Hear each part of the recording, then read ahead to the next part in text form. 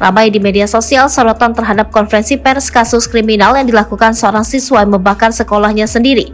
Dalam berbagai foto yang tersebar, saat konferensi pers, kepolisian mempertontonkan siswa tersebut.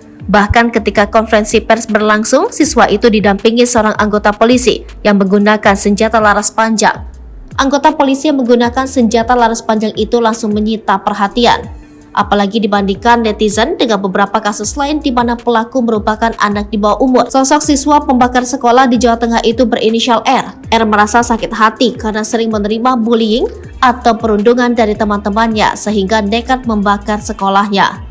R mengaku sering diejek menggunakan nama orang tuanya dan dikeroyok. Atas perbuatannya, R dijerat pasal 187 ayat 1 huruf E KUHP lantaran ia secara sengaja membakar sekolahnya sendiri yang membahayakan khalayak umum.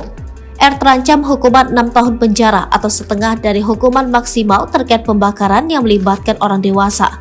Kendati demikian, R tidak ditahan dan dikembalikan kepada orang tuanya, serta diharuskan wajib lapor ke Polres Temanggung.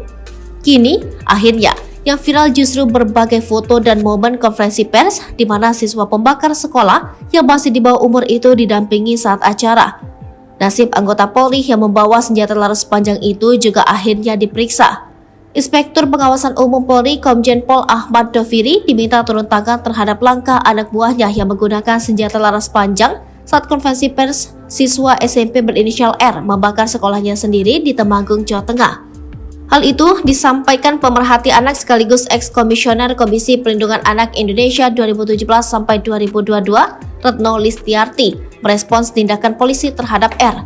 Irwasum dinilai perlu turun tangan karena tindakan polisi diduga melanggar Undang-Undang Perlindungan Anak. Ramai di media sosial sorotan terhadap konferensi pers kasus kriminal yang dilakukan seorang siswa yang membakar sekolahnya sendiri.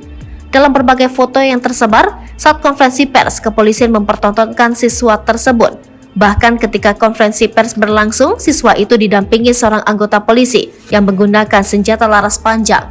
Anggota polisi yang menggunakan senjata laras panjang itu langsung menyita perhatian. Apalagi dibandingkan netizen dengan beberapa kasus lain di mana pelaku merupakan anak di bawah umur R dan segera bertindak. Retno mengatakan meski pelaku melakukan tindak pidana perusakan, tetapi R masih berusia 14 tahun dan tidak seharusnya polisi menampilkannya dalam konferensi pers. Apalagi didampingi polisi dengan senjata laras panjang, padahal Ananda R tidak akan mampu melarikan diri dan melawan aparat, ucap Retno. Retno mengatakan dalam Undang-Undang Nomor 11 Tahun 2012 tentang SPPA di pasal 19 ayat 1 disebutkan identitas anak korban dan atau anak saksi wajib dirahasiakan dalam pemberitaan di media cetak ataupun elektronik. Menurut Retno, menampilkan R dalam konferensi pers meskipun menggunakan penutup wajah sudah berpotensi kuat ikut mengungkap jati diri anak.